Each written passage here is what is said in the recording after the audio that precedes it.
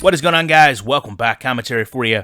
I've said for a long time, Axis Football's franchise mode may be the reason you play this game. I know to many of you, the gameplay isn't where you want it to be, but you may never have to see this game on field to enjoy the franchise depth they're actually bringing to the table. You take a look here, two contrasts. Playoff bonuses for successful teams, but league share for teams that aren't successful to help keep them afloat. They're both critical, but what do you do with that money? It has to be tangible. It has to mean something. So to take a step back here, stadium facilities, what we're used to seeing, luxury boxes, vendor areas, restrooms, but more importantly, your facilities.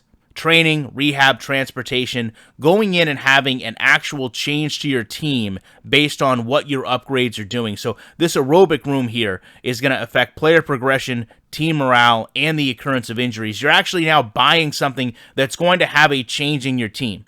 And as far as change on your team, one of the things they instituted this year is the practice intensities. And I love this concept. Everybody wants the strongest and fastest player. But you're now going to look at a game that's going to have both weekly, so your temporary boost will be there.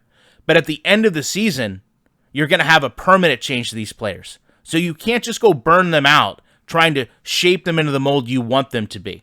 As far as that's also concerned, one of the big things this game has implemented, a full 16-position staff from your coordinators to your coaches to your scouts. And one of the things they talked about was adding these badges. You see the D-line expert gives a boost that these were going to be hard metrics to earn. But one of the things that also stood out to me, in real life when you're building a team, one of the things that a lot of teams and coaches like to have is a player that is vested or a coach that is experienced with championships.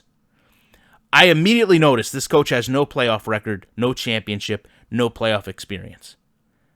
That may make the difference to you whether you're going to sign him or not.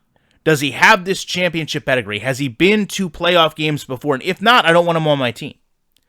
So I thought it was very nice to go back and look at such a clean layout to many of these screens as far as team building, but also meaningful reasons behind what you're doing, because that impacts replay availability so much. Love to know your thoughts on this. Appreciate you checking it out. I will be back in the week with more commentary.